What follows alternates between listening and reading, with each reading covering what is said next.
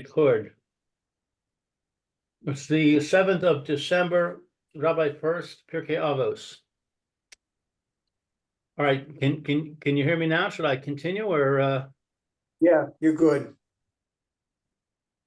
okay. All right. Lefichach kol haolam ein shava the devar echad min haTorah. I'm sorry, where is this? What? Where is this min? I've got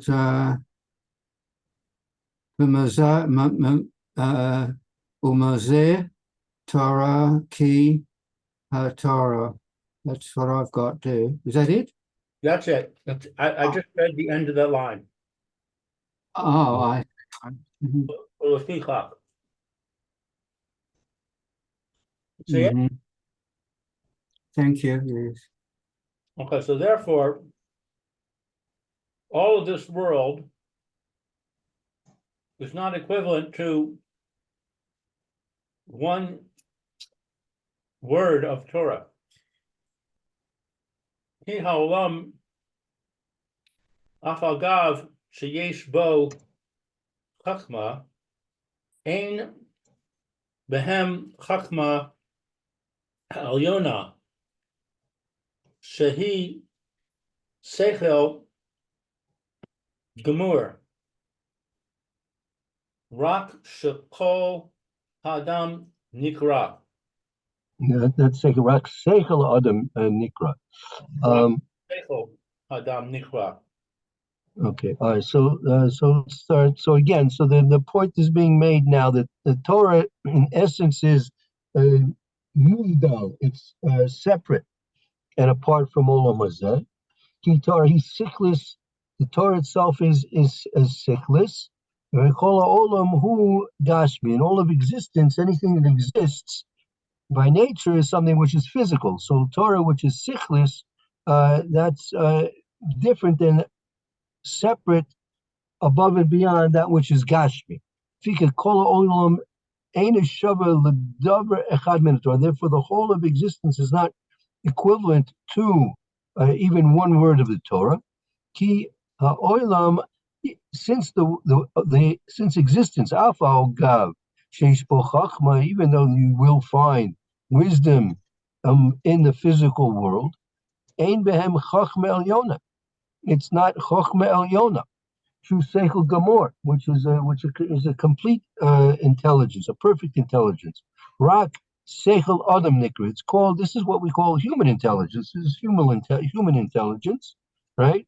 But that's nothing that can be compared to the seichel elyona, seichel, the pure intelligence of the Torah. For example, I'll just if you observe anything in the animal kingdom, you'll see many different species of animals exhibit wisdom to one extent or another, right? Ants have a very complex society. Their behavior is very complex. Different animals do very different things, and you can all very well see that there's some type of intelligence functioning there, but you would never compare that type of intelligence that's functioning there to human intelligence. It's completely different, right? There's no the intelligence that the ants have, that the animal creatures have, is not anywhere approachable to that of human intelligence. There's intelligence, something's functioning there intelligently, right? It's something, there's some organism interacting with its environment and with its fellow species and other species, right? When a lion's going to stalk its prey, there's not intelligence involved. There's intelligence involved in there. And when a deer is going to be trying to run away from a lion that's chasing it, there's also intelligence involved. But that doesn't approach anywhere near that of a human intelligence. It's completely different and distinct. Likewise, human intelligence is completely distinct and different from what's being referred to as the Chachma Elyona, who's Seichel Gomer, the wisdom of the spiritual aspects, which is Torah, which is a Seichel Gomer. It's a pure, absolute intelligence, meaning it's the intelligence that the Torah has is an intelligence which is not tainted by the necessities of Olam Hazeh, of the physical world.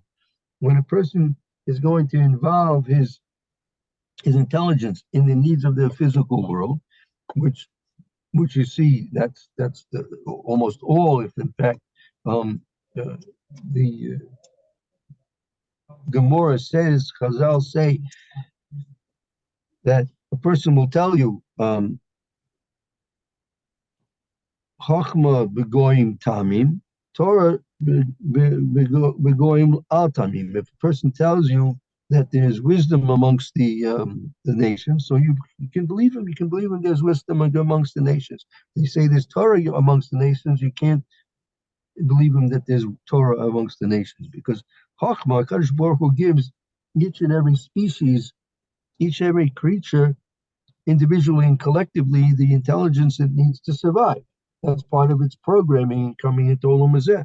So Kadosh Baruch Hu has programmed each species with the intelligence it needs to provide for its physical needs, to catch its prey, to build its shelter, right, to take care of its young, right, to take care of itself. All those things are programmed into the organism by Kadosh Baruch Hu, and it's given the intelligence that it needs to function and to take care of itself in all many different ways, right? So just as the physical creatures have intelligence, and that's given to them as a necessity for their survival, right? So also human beings are given the intelligence which is necessary for their survival. Now, that, however, is what we call Chachma, but that's not Torah. Torah is something which is not given to us for our physical survival necessarily. It's basically given to us for our spiritual survival. So therefore, the intelligence, the seichel of the Torah, the wisdom of the Torah, is completely above and beyond anything that any wisdom which is devoted to the physical necessities of life is on a lower level and completely different and separate than anything that the Torah is going to offer a person, which is basically his spiritual existence and survival. Okay. Yeah. Aval HaTorah he Chachma Gemura. But the Torah is a pure wisdom. Ulefichach Kol Ha'olam Ein Shava Ledvar Echad Min HaTorah. Therefore, all of the world is not equivalent to one word from the Torah. Right. So that's this point. The Torah he Chachma Gemur. It's a pure, absolute wisdom, meaning it's not tainted with the necessities of physical survival. The Torah is something which is pure beyond and above any needs of the physical realm, and therefore, even one word of Torah is completely above and beyond and far removed from anything that the whole world has within it. But this means that so the two Chachmas are not actually dependent on each other, are they? No, not the wisdom, the Chachma that they say the non-Jews have is completely independent than the wisdom that we have of the Torah. They survive, and they are supposed to do very well with the intelligence that Kadosh Baruch Hu give them, with the wisdom that Kadosh Baruch Hu give them. They survive just very fine and dandy without the need for Torah, just like the animal kingdoms survives just fine and dandy without the need for human intelligence. Mm-hmm. You would, if you can just imagine what havoc there would be if an elephant was given human intelligence.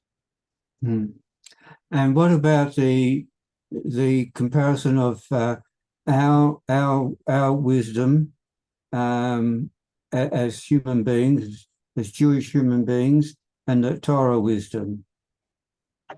Right. So we have human intelligence, right? But our human intelligence is has a added component of the seichel of the Torah. The seichel of the Torah that in fact transforms the whole of our intelligence. It's not simply that we have human intelligence plus, right? It's not just an upgrade of human intelligence to a higher level of human intelligence. It's a completely different realm. It's a completely different sphere. Mhm. That's Okay. we say on Havdalah, right, on Motzei Shabbos. Kadosh Baruch Hu's mavdein b'kol shekol beinu lechoshech in Yisrael amim in Yom HaShavi l'shish yimei maseh. Right, so Kadosh Baruch Hu's mavdil between or v'choshech and the Yisrael amim. I mean, the difference between Klal Yisrael and the rest of the human race is the greatest as difference as Yom V'Layla, Yom or v'choshech, and the same way as Sheshish Yamase and and Yom Shabbos, right? That if you look physically at the 6 days of the week, right? The sun is shining, the wind is blowing, rains are coming down, snow is falling, right? Rivers are going, waves are crashing into the seashore. That happens all the way through Shabbos as well. There's one simple exception, the Sabbatian, the river Sabbatian. That's a river that we're taught. Chazal mentioned that that's something which comes to cease. It's a very rapid, raging river, and it comes to rest on Shabbos. But physically speaking, all the physical laws remain intact and continue through the day of Shabbos. And with Shabbos spiritually is completely different than any one of the physical 6 days of the rest of the week. Right? Likewise, Klal Yisrael, we may physically to a large and great extent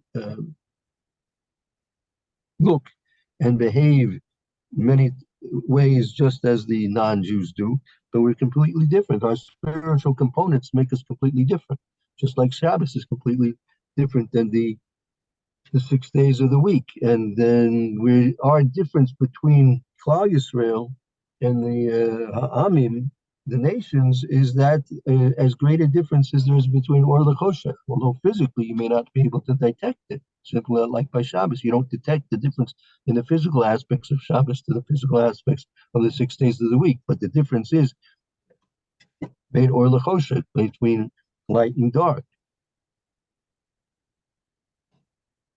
Okay. Well, Laman, Amar, Af, Hamitzvos, Ki, Hamitzvos, Haim, Al Yedei, Maaseh, Ha'adam, Hagashmi. And the one that says even the mitzvahs, because the mitzvahs, they are through the actions of a person in this world. I don't know. Am I translating that correctly? Okay, so the ulamam the omer af mitzvahs king mitzvahs hem ayde ma'isa adam agashmi. Since the mitzvahs are done to a person who's physical, adam agashmi, the physical person. Right. So This what is is going back. hamitzvos? Okay, one second. This is going back to the previous paragraph. Let's take a look here. Going back 2 paragraphs. One second. One second.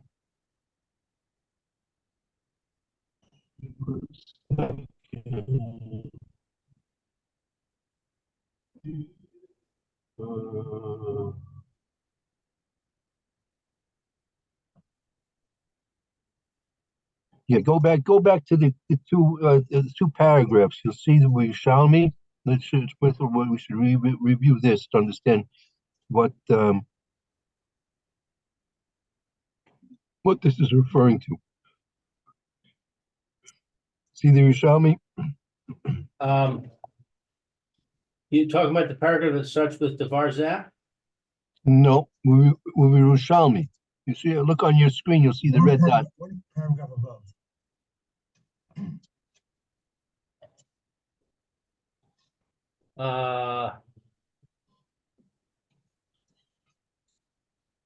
Huh, Last paragraph. I don't have that on my sheet. Mazahu.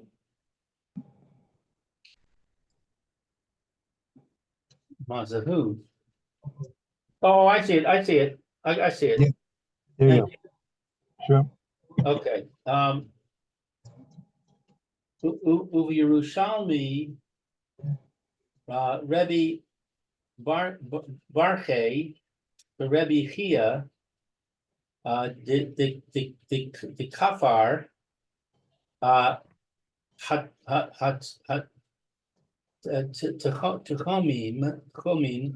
Tanhumim, right? Let me Tavar Tanhumim, right? Chad Amar, Afilu Kol Haolam, Kulo, Eno Shava, the Devar Echad Min HaTorah. But one of them says that everything in this world, this physical world, is not equivalent to one word of Torah.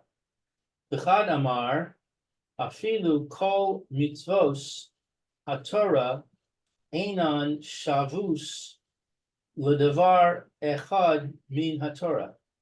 Okay, so this is what we're referring to now here. It says there's two opinions in the Yerushalmi, right? It says Chad Omer. One of the opinions is Afilu Kol Olam Kulo Eina Shava Ledavar Echad Min HaTorah. One says the whole of existence is not equivalent to one word of Torah, and the second opinion is Umay Echad Omer. I feel kol mitzvahs Torah eno shavas ledavar echad min Torah. The other Manda Omer says even all the mitzvahs of the Torah are not equivalent to even one word of the Torah. Right? So you have these two opinions. One again says that all of existence is not equivalent to even one word of the Torah, and the other mind was that all of the mitzvahs of the Torah, they are not even equivalent to one word of the Torah. So now that's what he's returning to over here. When he says over here, says the second Lefika, the end of the first line there. Lefika Kola Olam Eina Shava L'Davar Echad Min HaTorah. That's going on the first opinion, that the whole of existence is not equivalent to even one word of Torah. Why? Because Torah is sichlis. Torah is something which is sichlis, which is based on intelligence, right? And kol ha'olam is gashmi, and the whole of the world is gashmi. The whole of the world is gashmi. The whole of the world is gashmi, and the Torah itself is sichli. So therefore, all the gashmis of existence cannot approach in any way, shape, or form even one word of the Torah, right?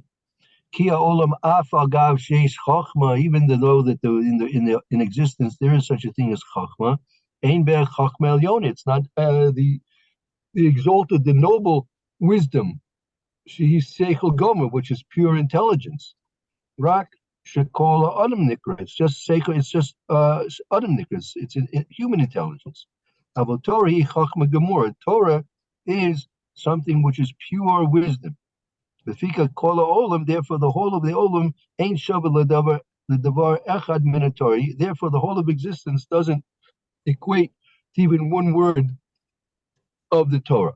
Now, ulamanda, here's where we left off. Ulamanda omer, into that other opinion, that afa mitzvahs, even mitzvahs of the Torah are not even equivalent to one word of the Torah. Why? Ki ha-mitzvahs heim ayidei ma'aseh adam megashmi. Because the mitzvahs are done through a person who is physical. Lefikach, right?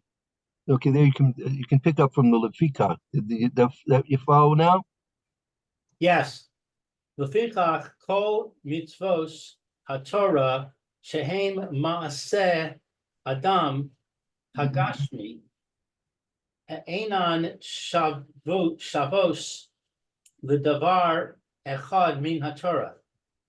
Therefore, all the mitzvos of the Torah, that since they are the work of man in the physical world, they're not equivalent to one word of Torah.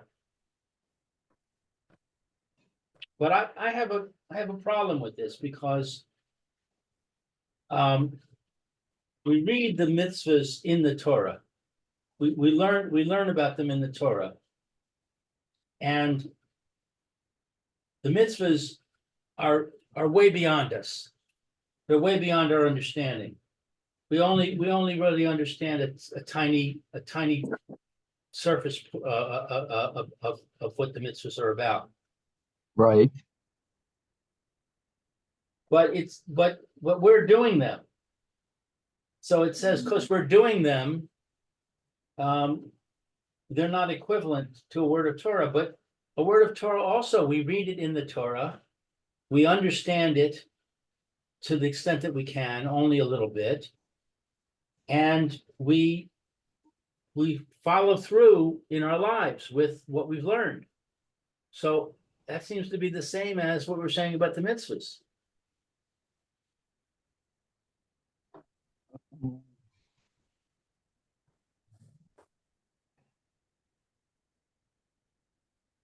I'm not clear on exactly could you state your question again? I'm not exactly clear on your question. It seems to me that the mitzvahs and the Torah and the words of the Torah have the same characteristics in terms of the relationship to our understanding and to the physical world. So it seems to me that the mitzvahs are different from Chachma. Chachma is just what our understanding, our knowledge, our intelligence. But the mitzvahs, they're from the Torah.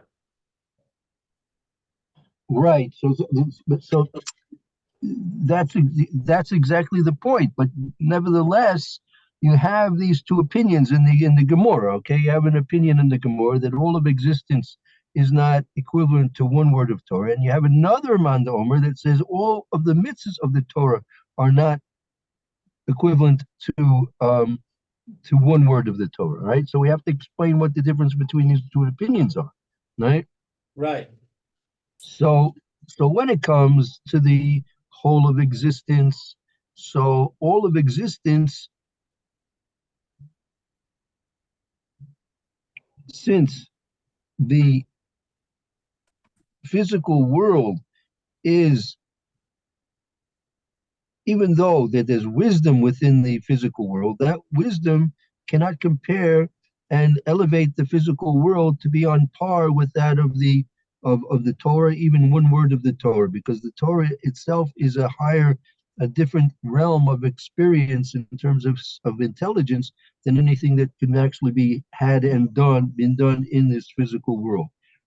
On the other hand, so now, when it says all of existence, now, when it says all of existence, does that include all of the Torah itself? Meaning, who's of these two opinions in the Yerushalmi, who's saying the bigger chiddush? The one that says all of existence is not equivalent to one word of Torah, or every mitzvah, every mitzvah of the Torah is not even equivalent to one word of the Torah. Well, if you translate it as all existence, then that's the bigger chiddush.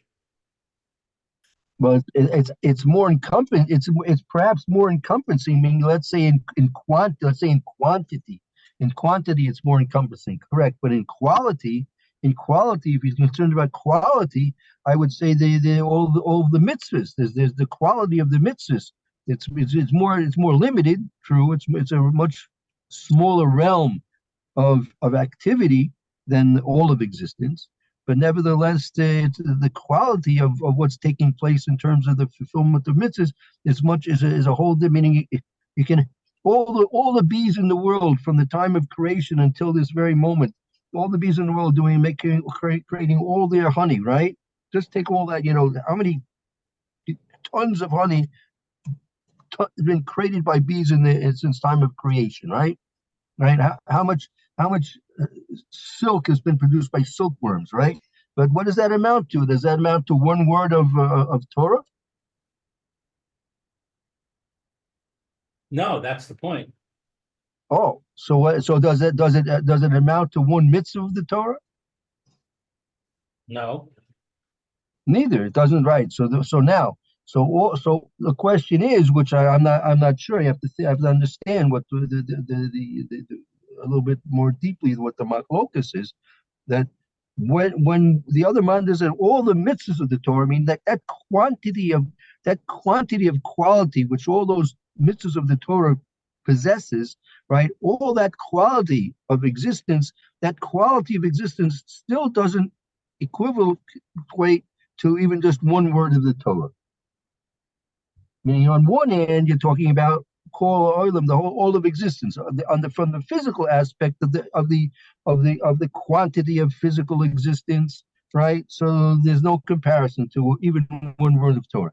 And on the other hand, right, in the quality of all the mitzvahs that have been done from the time of, you could even say from the time of Adam Rishon, all the mitzvahs that he did mitzvahs too. Noah did mitzvahs, right? There have always been tzaddikim doing mitzvahs from the time even before Torah, but because say even from Har Sinai, if you want to be more specific, say from the time of Har Sinai till now, all those mitzvahs have been done by all the Jews in the world. All those mitzvahs, the qualitative perfection that was brought into the existence because of that fulfillment of Torah, that qualitative perfection doesn't equivocate to even just one word of the Torah.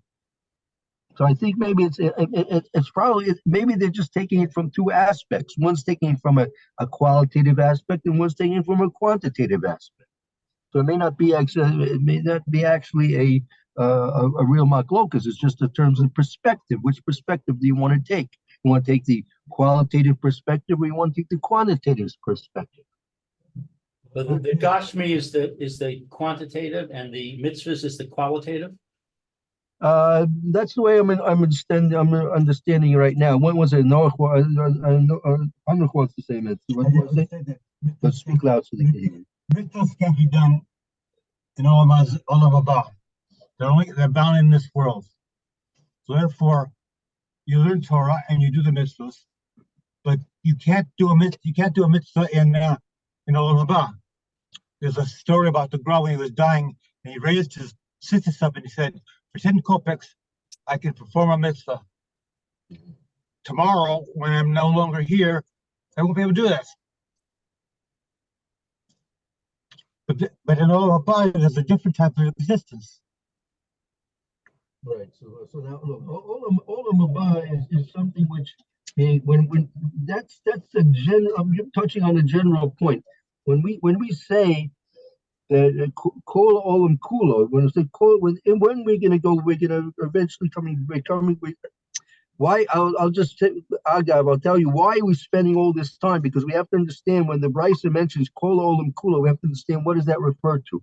Is that referring to all kol olam kulo, the absolute entire world, right? So, or existence, the absolute entire existence. That could include even the spiritual realms, or it could include it's just a reference to the physical realms. We will try and get into that as we move on during the coming weeks. But when the Maharal is explaining, he's explaining in terms of the world of Gashmias, without reference to the spiritual realms. The world of Gashmias, in terms of its qualitative perfection which has been gained through all the mitzvahs that have been done, all that qualitative perfection doesn't equivocate to even just one word of Torah. And quantitatively, the quantitative aspects of what's been accomplished in all of existence, that doesn't either equate to even one word of the Torah. So it depends on your perspective. The mitzvahs from the Torah. So if the mitzvahs are from the Torah, then the Torah doesn't equate to the Torah. Well, That's again, one more exactly thing. what I'm saying. The fulfillment of the fulfillment of the Torah is right. That's what we say. That's the whole question that's asked. What is gadol ma'aser or gadol limud? What's greater, learning Torah or fulfilling the Torah? Right. So the Gemara in Kedushin says there was a question in the Gemara is raised in the Gemara. What's greater, learning Torah or fulfilling the Torah? So the Gemara says learning Torah is greater because that's maybe the Lemaisa, because learning Torah will bring you to the fulfillment of the Torah, right?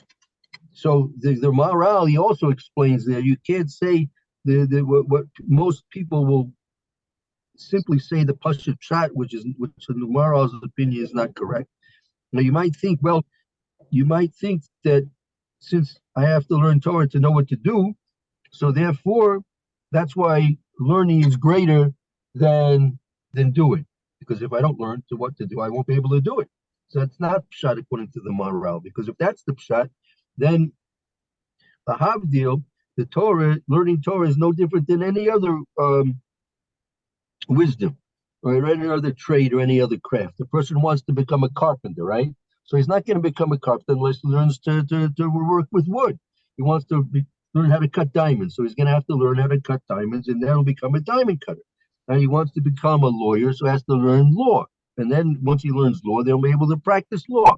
Wants to practice medicine, he has to learn medicine, then he can practice medicine. So it's not that way. When it's Torah, it's not simply you learn Torah and now you can fulfill the Torah. That's not what it means. That's not what it means, gadol Torah, because maybe the Maisa, that it's gadol meaning greater. That's not really a fair translation.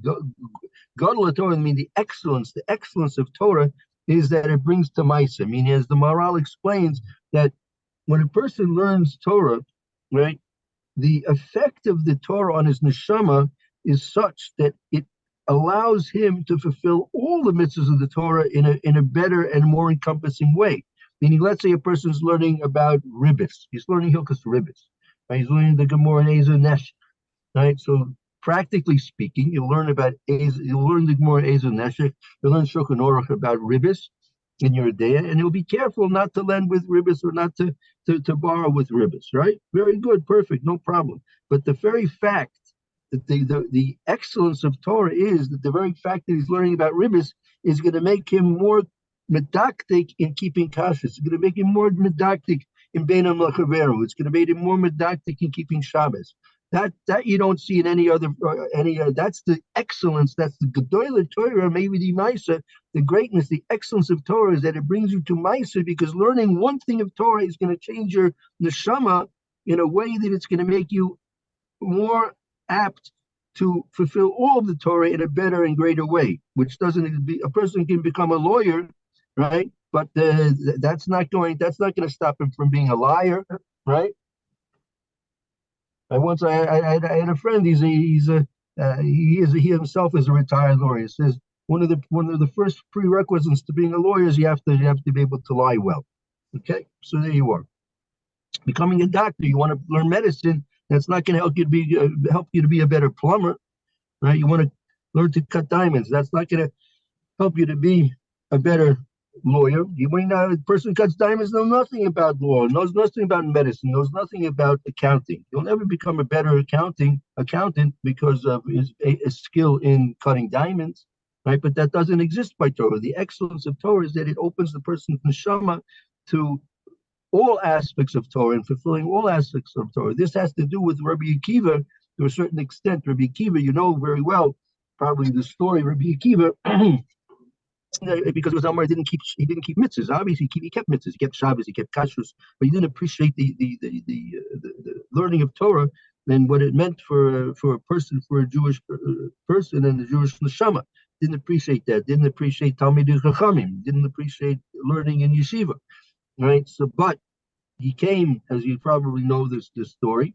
He came and he saw a rock, and the rock had a hole in it, and he saw that there was water dripping onto the rock, and he understood from the way the water was dripping on the rock that the water had bored a hole through the rock.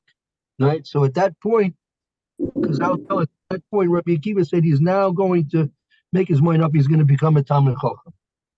So the question is, well, what did he see in this rock and in this water that made him change his mind all of a sudden? First of all, as the Alter from the Verdict explains, he didn't change his mind all of a sudden. He was thinking about that for years and years, right? But Rabbi Akiva had a problem. His problem was like this, that he was an Am Haaretz. He didn't know Torah. He was set in his ways, and he was constantly trying to understand and figure out how was he going to change himself in order that he should become something different than what he was, right? And finally, when he saw the rock had the water bored its way through the rock, and he saw that the water had accomplished something, the water being soft and accomplished something on something hard, right? So he understood that each and every drop of water had an effect on that rock. In the very first drop of water that impacted that rock had an effect on that rock, even though it might have been minuscule, but that first drop of water had an effect, and each and every other drop also had an effect on that rock. So therefore, because if it wouldn't be, this is how the Alter from the Vardik explains the situation with Rabbi Akiva. If it hadn't been that first drop of water had an effect, then the second drop wouldn't have an effect. So each and every drop had an effect. So now Rabbi Akiva understood that each word of Torah is going to have an effect on his heart. He said to himself, if water which is soft can bore itself through a rock which is hard, right? So then Torah can certainly have an effect on my heart, which is flesh and blood. So therefore, he understood that each and every word of Torah he's going to learn is going to have an effect on him. And then he was able to begin his career in Torah, because now he understood that there's hope for him. Being an Am Haaretz, not knowing anything, meaning Am Haaretz, you know this story. But he had to start learning Aleph Beis. He went with his son. Whatever, yeah. He went with his son to Cheder, and then all of a sudden he started learning and learning and learning. He had to sit and learn from the very beginning. He knew nothing. And that was his dilemma. His dilemma, up until he saw the water in the rock, his dilemma was, how in the world is he going to make himself into anything? It's futile. To sit and start thinking, there's so much to learn, there's so much to know, and he felt it was futile. When he saw the water boring its way through the rock, and each drop of water had an inescapable, inevitable effect on the rock, he understood each word of Torah also would have an inescapable, inevitable effect upon his heart, and therefore he's able to start learning Aleph Beis and everything all the way on until he became one of the greatest Torah leaders in Klal Yisrael. So that's the effect of Torah. The Torah, Gadol Torah, maybe the Maisa, the greatness of Torah that it brings to Maisa is because each and every word of Torah can open up the neshama of a Jewish person so much so that it can transform him eventually, quickly or slowly, whatever Kadosh Baruch Hu decrees upon the person, that it can transform that person completely, which is completely unavailable to any other type of human activity. Only Torah has the effect on the Jewish soul. Only Torah has that effect on the Jewish soul. There's nothing else. Even one word of Torah, it's beyond all the mitzvahs of the Torah. One word of Torah, it's beyond all the physical, qualitative accomplishment of everything that occurs in the physical universe, maybe even the spiritual universe as well. So that's what's going on here to a certain extent, more or less. Oh. Okay, very good. I think we have to stop. We're in the middle of this. It's worthwhile. We'll go over this again tomorrow. Well, not tomorrow. Tomorrow's Erev Shabbos. Erev Shabbos Hanukkah. Yeah, Hanukkah begins tonight. right? Don't forget, when we started, stop a few minutes and we'll have our share in halakha. Don't forget for everybody when you're getting your oil ready, you're buying oil, you're just filling up your cups, right? Think to yourself or say even out loud that any extra oil that's left over, right, should be used for any purpose you want. Therefore, you don't get stuck with having to dispose of the oil in a proper way, and not use it has to show them for something which is mundane. And we'll learn more about those things later on in a few minutes. And Roy, you should have a very wonderful afternoon, Mitzvah Shem. And we'll be taking a short break, as I said, and we'll continue shortly. Everybody should have a great Hanukkah. Amen. Very good. See you.